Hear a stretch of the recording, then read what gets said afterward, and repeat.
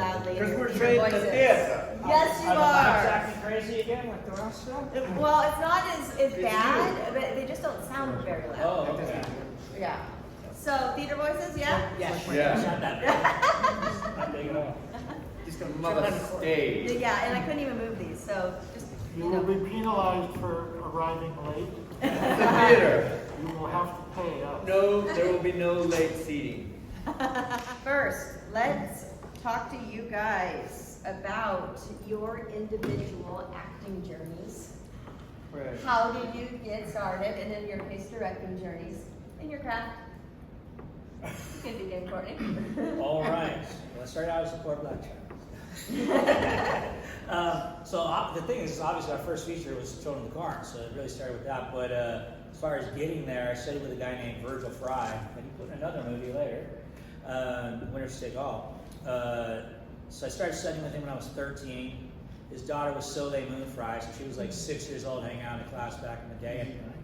Yeah, he helped put Easy Rider together. He was in a ton of movies, and he just really taught me my craft and got me my first reps and all those things. And that all led to Linda Francis, who was the casting director in this, who became a fan and cast me in another movie that didn't happen, and then brought me in on this. And when it came down to the last few people for the role, she was definitely the person championing me to go that direction. So I owe her a lot, as well as I owe this guy a lot.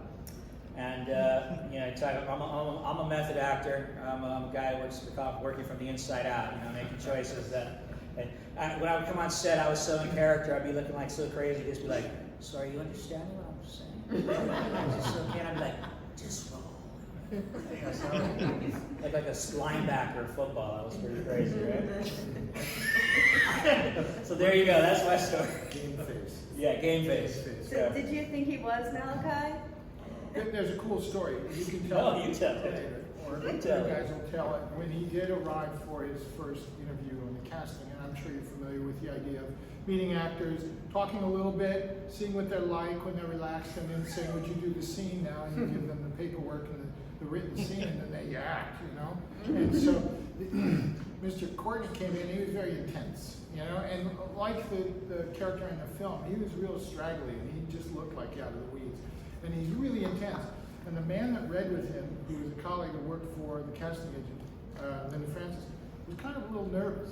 And he was just vibe. He's ready to go. So he reads this scene, and it required him to get physical. And so he grabbed the casting agent, got physical, and pulled out, and I used harsh language, but a huge machete, and put it out. No, it was good. And the producer and I were just shocked. And the poor casting guy jumped up, and that's it. I quit. I'm not doing this anymore. I will not work with these nutcases. That was it. But it proved to be the right thing, because he brought the intensity and the idea of preparation to the audition, which was really quite important for the actual outcome. So he proved himself right there on the day. Listen, And that was it. if I was one of those actors who could just go in and out, there are a few people I know who can do that. We talk to you 1 second, they say action, and they're right in there. I'm just not that guy. I got to build up to it. I got to get fully immersed, and once I'm in, I can't come out like that too easy. So I can't go in an audition and talk first and then act. I tell casting directors, let me just do my shit first, and then if you want to talk after, cool, because I just can't do it like that. So that's just how I work. So how did you become a director? It's a long story that you don't need to hear. Only take 45 minutes. But I wanted to make films when I was younger, and unfortunately in the family, we don't do that in our family. We become lawyers, doctors, and these kind of things. My father was pretty strict about our education. You must have a PhD. So we got in a lot of arguments, and so when I went to university, I found ways to study cinema, which I really enjoyed. The school didn't offer that, but I found courses and made up courses. And then I went immediately after university to Los Angeles to work, and I got work as a runner, an errand person for a company that made television commercials. And they had a very large studio and equipment and cameras and so forth.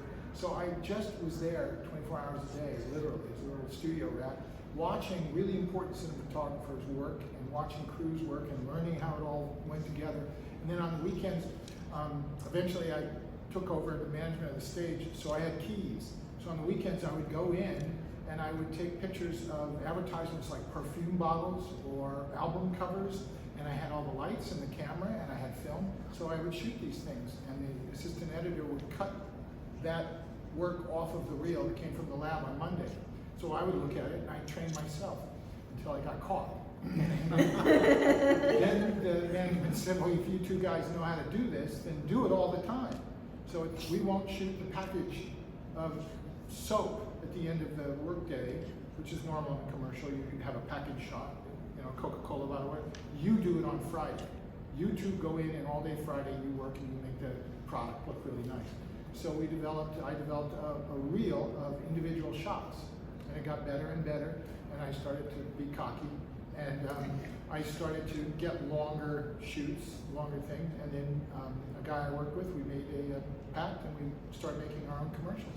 We sold my skill set to advertisers, agencies, and they let us do stupid things like Target commercials. I shouldn't say stupid, but small thing. And eventually one of the guys that worked for us went to work for the studio that made Children of the Corn. And he said, you helped me, I'm gonna give you a choice. Here are 3 films, which would you like to do? So we decided we would take Corn because it was Stephen King, it was a horror film, it was quick, it was easy, something we could take our company, the people we worked with, which made the commercials with us, to Iowa literally the next day, kind of thing. And so off we ran, and we made it up as we went along. Wow.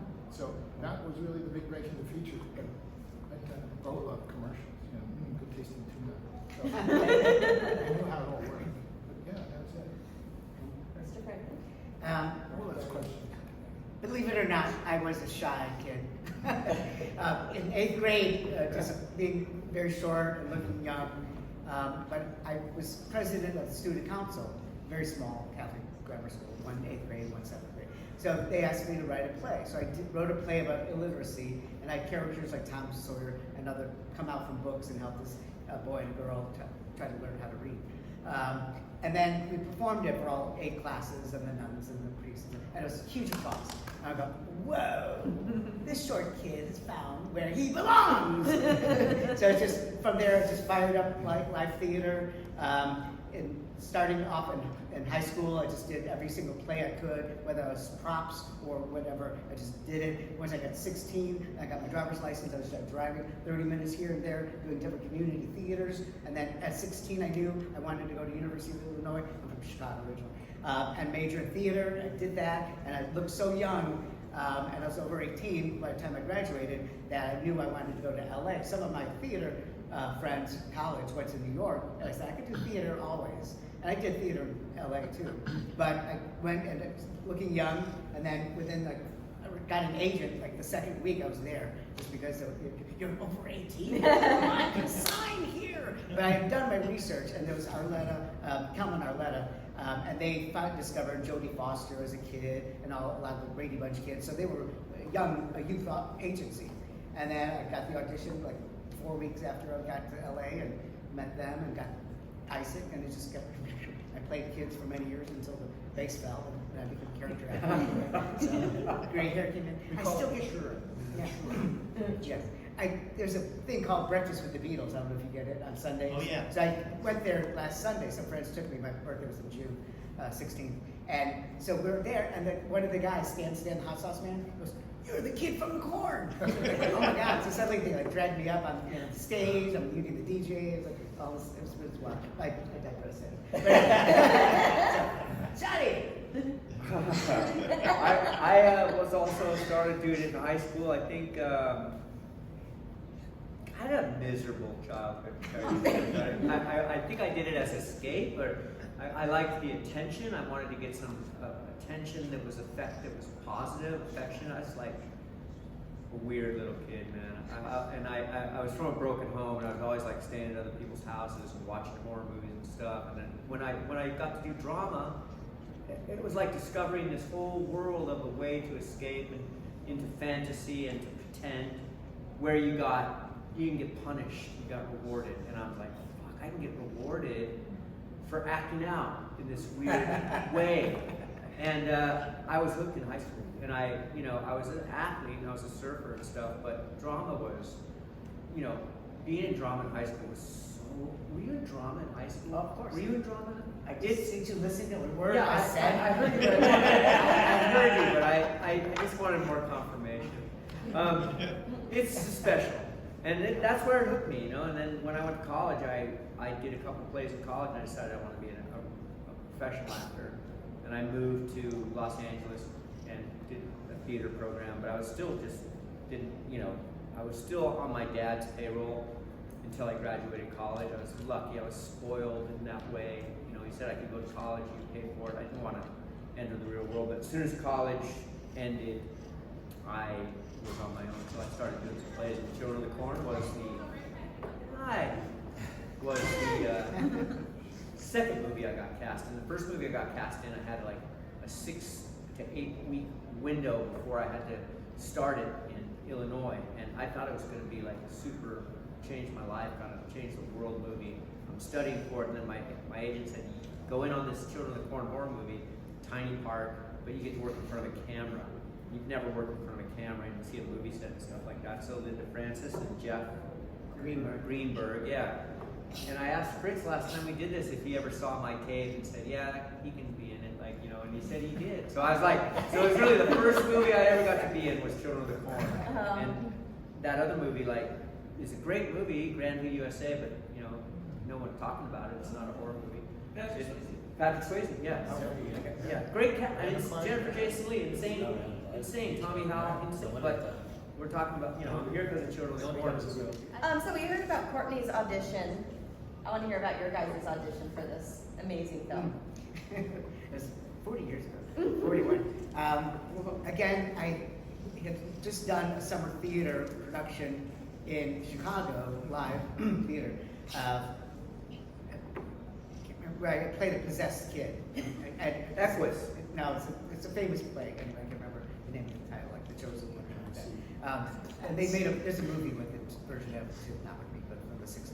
Anyway, so I came in with this whole possessed kid and this weird demeanor, and then I got the audition, my agent said, and I read the description, it says boy preacher. So I just started watching some late night preachers. They didn't have any boy preachers in LA, but they had the fire and brimstone kind of thing. So I just took that, and I just knew, I mean, this was before a lot of, like, some of the horror movies came out, but I knew I wanted Isaac to be charming. And it just, I mean, even that scene where I just caressed the girl's cheek, just like creeps me out like that. But, so I came in, auditioned, and at first there were, you know, like 30 Isaacs and stuff like that, and they would have, and then later on, kind of weeded out, and then towards the end, it was just me and a bunch of Malachi's. So like, you don't want to get cocky, and you never want to tell your friends, because it jinxes everything. You just like, shut up, and let the dice roll. And then Courtney came in, and he was just, again, theater background too, and he just grabs me by the lapel, the crap out of me, and I'm just loving it. Yeah. So I just said, to Linda Francis, I said, if I had anything to do with it at all, I just like, this was just amazing chemistry, because it was like, yeah. Beat the crap out of me. A knife and a choke. Yes. I don't have a story. I told my story already. You take it. I came in, and I was already cast to do this other movie that had a big cast in it, and my agent knew Linda and Jeff, I think, and you know they're just looking at me, and I'm like, "You want me to take my shirt off?" I'm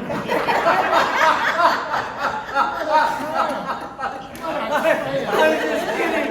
I just thought about that. That's a cast. Called a casting. You know, I did that whenever I could, and I'm just kidding. I didn't. I don't. All I did was sit there and tape. It's not much of a scene. You know, like I think I made something out of it, but you know, when you read it on paper, the guy just doesn't have anything to say.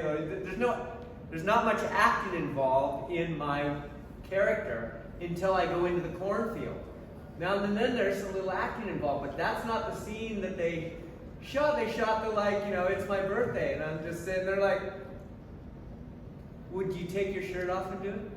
that's it. That's all I got. It's not funny.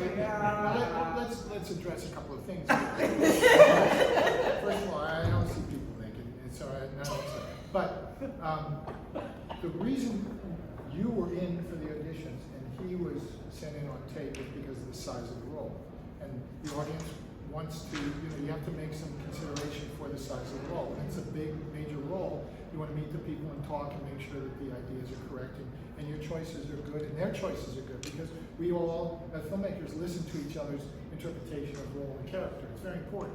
So, yeah, so John's role was smaller, so it didn't take that much in the audition. It didn't sit in the audition, so we'll look at that one tape.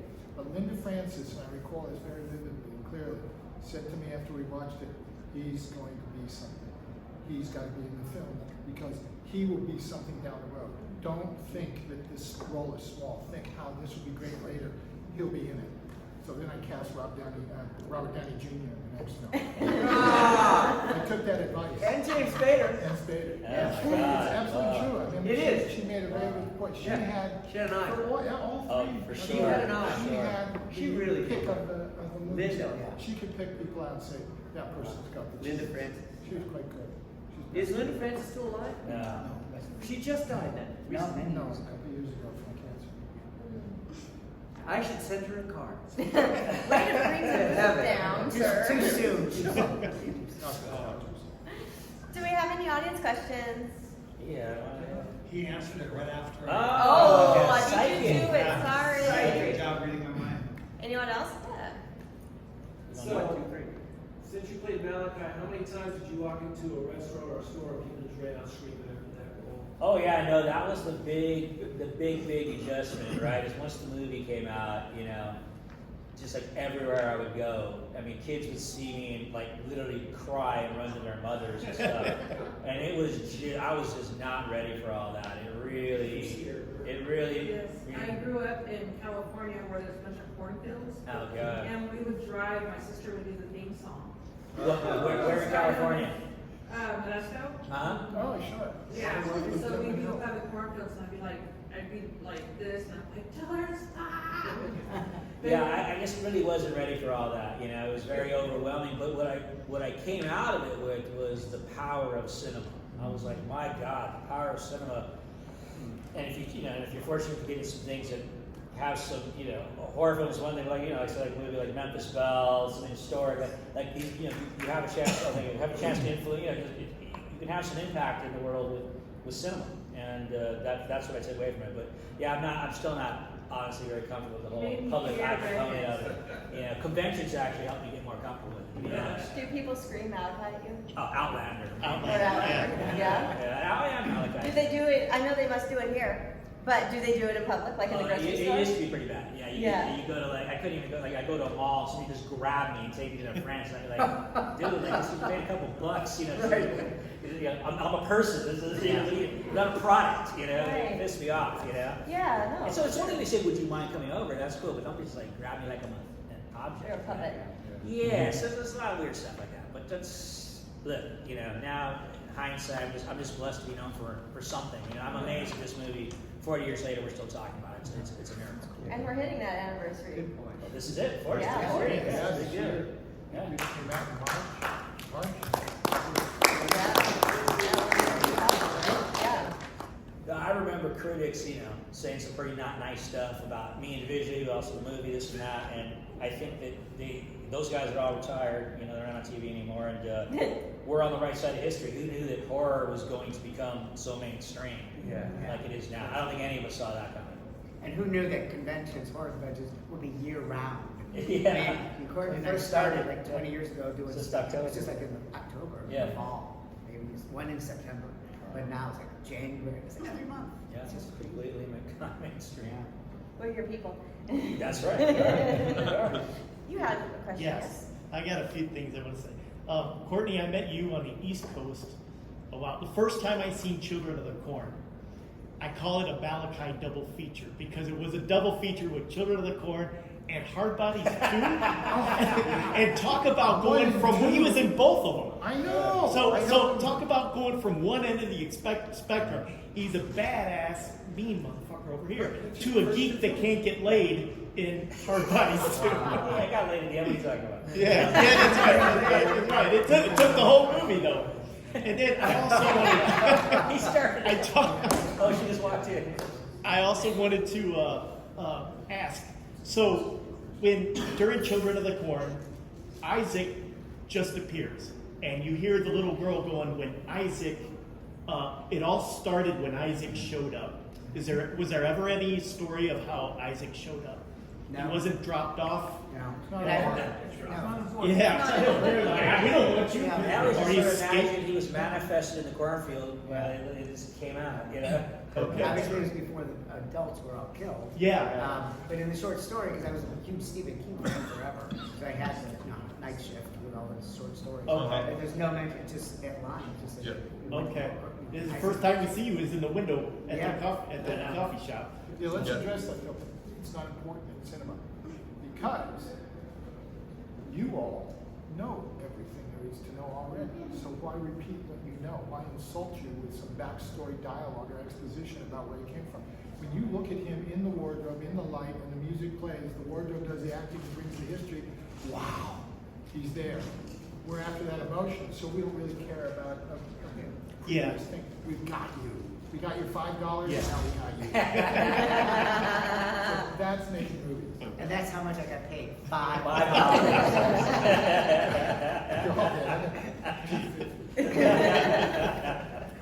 So great movie, right? Staple piece.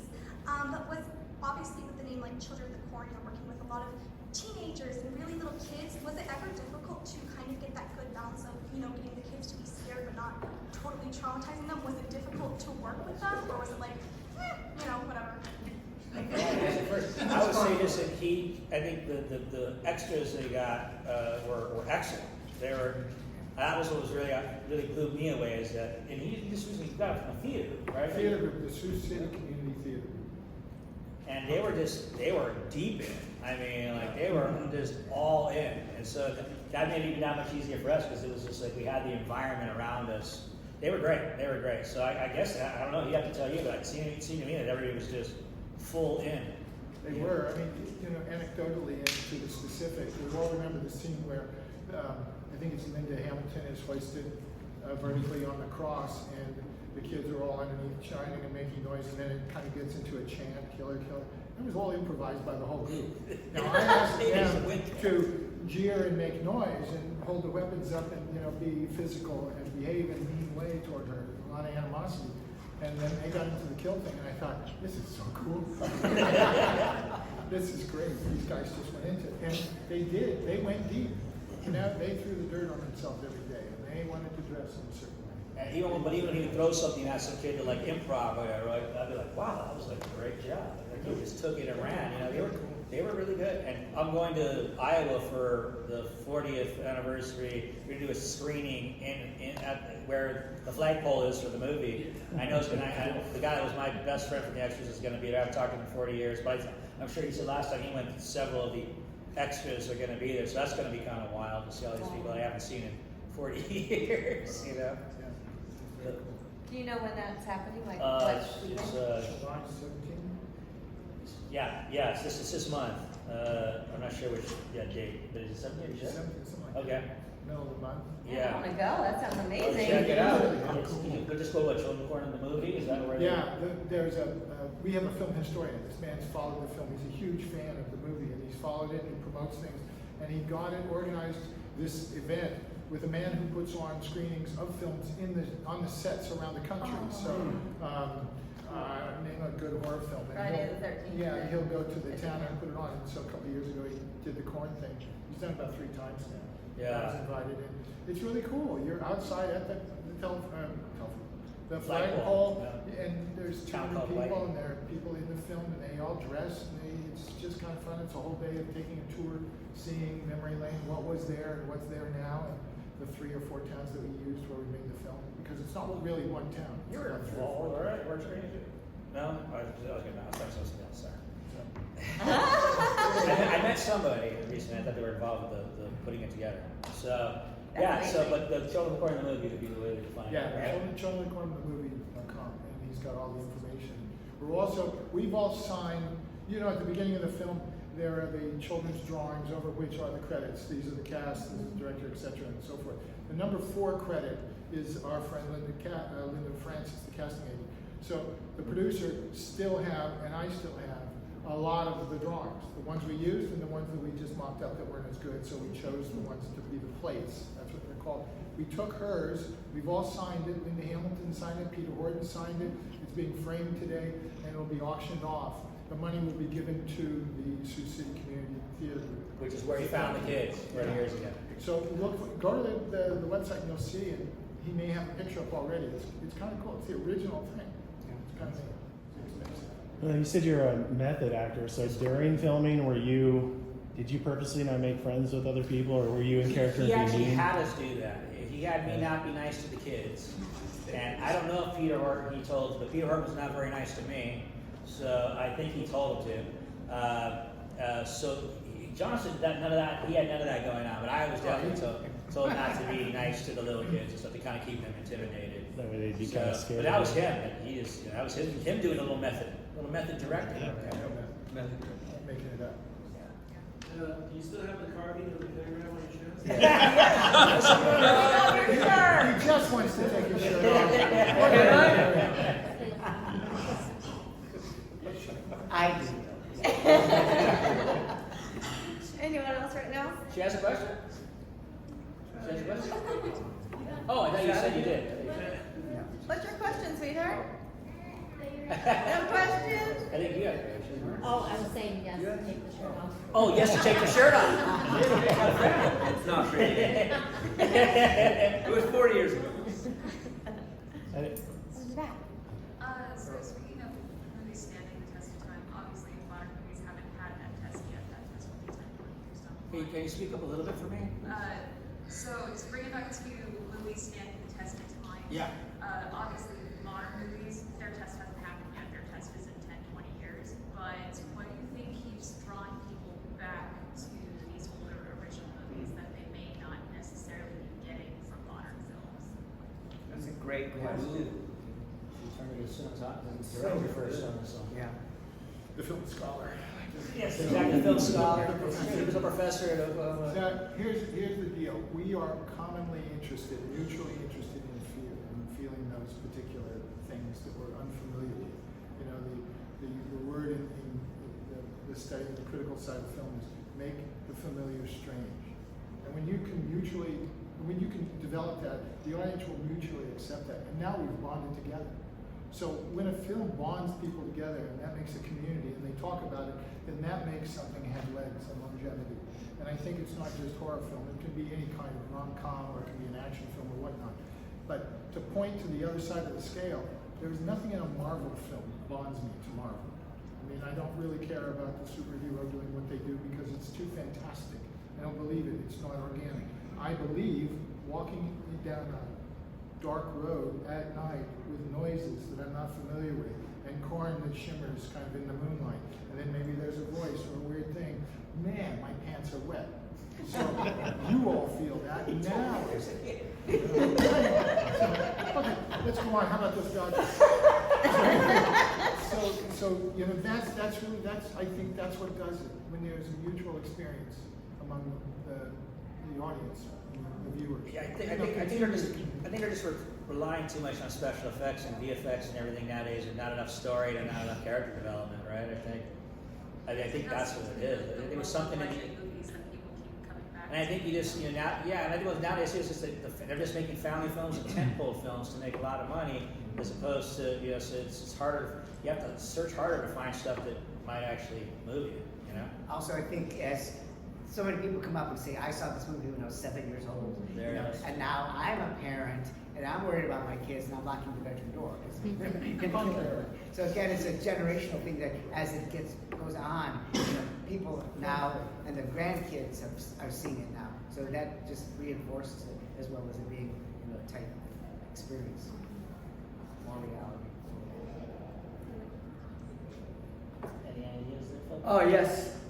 What was the question? No. I think that back then, for some reason, I could be wrong, but it seemed like we were very sincere in our acting and directing. There was no cynicism. There's no meta referencing. We weren't sarcastic or ironic. We were completely sincere. And I think film likes that. I think audiences pick up on that when they see 80s films and everybody is it's innocent in a way. And I think the camera likes that. And I think when the audience can identify with that. Because a lot of, now things are very referent, you know, man, like you've seen it, you know, how's this person gonna play this thing that you've seen twice before, you know? But back then, it's like original innocence, and I think that's why they make a connection. Hitting on that, I think also back then, shooting on film versus now, they still work, right, and they shoot on video. It's very different, because film costs money. And so like people would be very focused when you came on set. And you only had so many takes and everything, and it was different, it was very serious, like he's talking about. And now, like, people don't care, like, 'cause it's like you can just roll that video chip all day long for hours, and people just don't focus the same, they talk, and it's not that cool, they talk about quiet on set. I often have, when I do some low budget movies, I have to ask people to be quiet. I have to tell them, can you please tell them to stop talking? Yeah, because it's just not the same. But that's how you know you're getting old. We're like, back in my day, it was film. Get off my lawn. You know? Yeah, but I do miss it because I like that focus when you come on a set and everybody's just, it's going to take all these hours to prep and light, and then they finally bring the actors in, and it's like a magic moment, and everybody's just riveted. That's when it's at its best. Film also looks better. Absolutely. Than digital. Not comparable. I don't even know what it is, but It's 3D. It's got more the depth. digital right? is just so clean, too clean. Yeah, too clean. It just doesn't look good for me. I You had agree. one, yes? No? I didn't have a question. It's more of a story with Courtney's character. When I was about 12, my sister was not here. She was like 6 years old. We went to a cornfield in Indiana, and she tells the story to this day. You know, we went to a cornfield, and I said, Malachi's going to get you. Ran her behind another corn stalk where she couldn't see me and scared her to death. But she's like the strongest woman now. She's adopted 6 kids, and I think I take credit in making her strong. Even Good job. Clarifying your 6-year-old sister. Fantastic. and Malachi had a hand in it. Yeah. And you only had to pay for her therapy sessions for a That's year. right. That's right. I've heard many of those horror stories. I'm telling you, many. Wow. The power cinema. Any other questions from, yes? Yeah. And then we'll get you. So I always liked the ending, but when you shot that he who walks behind the road, that for lack of a better word, that mole thing going The through mole. field, how did you guys do that? So if you didn't hear back there, the question was where the dirt goes in the movie. Like, how did they make that happen? Right? So, being the genius that I am. So Courtney's note about the cost of film is absolutely true. And we were not given a lot of money to make the film. And being people, my business partner and I, making commercials, we invented very innovative on things. And the film is filled with our little tricks and things. And not knowing exactly at the time I got the film what the monster was going to be and what it was going to look like, I was just worried all the time about how do I make this thing that's being spoken about and feared become physical? How do we physicalize an entity? How do we make the familiar strange? And we were literally in the cornfield or at a farmer's place during the process, and there was a tractor and there was a wheelbarrow. And I looked at the wheelbarrow and I said, that looks just like a hump if you turn it upside down. And I thought, cool.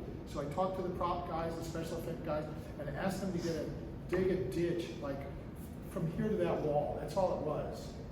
A trench. And then build a track out of wood, like what do you call it, Ferris, roller coaster track. And make it go up and down. And then let's take the wheelbarrow, turn it upside down, put it on wheels, and we'll have the tractor connected to a cable over there on pulleys, pull the wheelbarrow, and it'll go up on the track and then back down again. And we covered the ditch with tarp and put vermiculite on it, and we could just repeat that up and down all day long. Just back the tractor up and then do this. And so that's the hump. That's what it is. And it literally is, I'd say, from the stage to the back of the room. Such a cool effect. Isn't it? And it worked, and it was like $25. What was the most difficult effect to create on that movie? Explosion. Yeah. Yeah? Explosion. Tell us about that. No. This is a stupid story. You never have the stupid stories. You're never so It's a entertaining. big moment in the film, right? Yeah. We're going to destroy the monster, right? So a lot of prep goes into thinking whatnot. Talk to the people who are experts in this area, pyrotechnical people. How do we do this? Well, we finally came down to the decision we'll make a gas bomb. And I said, it's got to be about a 10-story fireball. Okay, we'll make a big gas bomb. Okay, how do we do this? And then we'll get 3 cameras. Let's get 4 cameras. Okay, we'll have different angles on the explosion. And a gas bomb, primarily in the physics of its operation, is much like the muzzle of a gun. It's a tube dug in the ground, and you load trash bags with gasoline and then ignite them. And the tube, a cylinder, causes the compression, and then it goes up and it mushrooms. So you're down about 10 feet, these guys load this. So, big day, freezing cold, it's awful weather. We get out there, and the cameras are all set, and I had this idea that we could take the different angles, we could do it twice. 2 takes, that's all we had money for. We could take each take from different angles, and we could superimpose them on top of each other, so the explosion will be bigger. Just don't move the cameras. But because it was cold, the idiots running the cameras and the drinking that went on caused the cameras to shift, and we got these awful shots. So we went to an animator who, for $5, made these flames. He was a big animator, and he didn't want to help us, and nobody would. So we got this kind of hybrid thing that kind of worked, but didn't work. And so we hope the sound would be good. And I close my eyes when we watch it. A gas bomb. What could go wrong? That's exactly right. Aside from shooting you to space. Who would have thought? Saw a question back there, yeah. Forgive me if this has been asked yet, but besides Children of the Corn, do you have a favorite Stephen King story or movie? Shawshank Redemption. Time to go with that. Dead Zone. That's All right. No, I think I agree. Shawshank. Yeah. It's a wonderful piece of cinema. And the man who made that, Frank Darabont, used to load prop trucks. And when we talked about how we got our beginnings, Frank Darabont, when I made commercials, we'd hire the guy, he'd go get the props, drag them over to the stages, and then load them. That's how you make movies in Los Angeles. You start at a certain level and get around the community and you do it. But Frank has done really, really well. Yeah. He's a very smart man. And has done more than one Stephen King Yes. adaptation as well. What other one did he do? The Mist. And I want to say there's more. I do, but I just don't remember. Do we have any other questions? Oh, Mama has one, maybe? Come on. Until you do that. Yes. Does Lily have a question? Lily. Come on, Lil. Come on, Lily. Everyone wants to hear from you. Okay. No pressure. Well, thank you all for loving the movie. We love you for loving it. Thank you very much.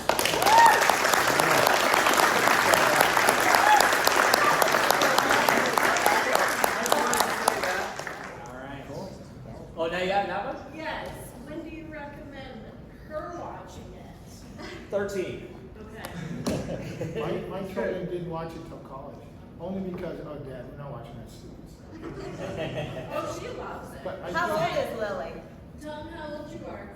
6. She'll be 7 July 23rd. Oh, That's my happy birthday. birthday. No, that's my birthday. She's my spooky buddy. Oh. All right, we're gonna let him go now?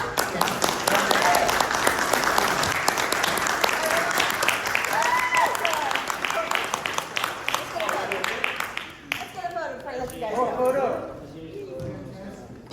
go. Always jumping down off stages. That's what I'm doing. In the middle. You want to Yes. I want to take a pic with the audience. Okay, don't go anywhere, guys. Ready?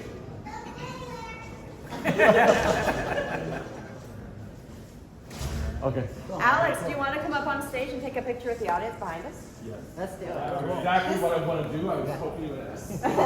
Alex is amazing. He's my right hand man. Stand up. Got him? He's the director. I just know what Hey, I'm director, talking. get over. He's directing. Thanks, you Come on, guys. Lily. Come on, Lily. Can I hold you? Can I pick you up? You okay? All right. Ready? Blink if you have to. Blink if you have to. Everybody ready? 1, 2, 3. My beats. Oh, good. All right. All right. Thanks, everybody. Thank you. Thank you, Alex. Thank you.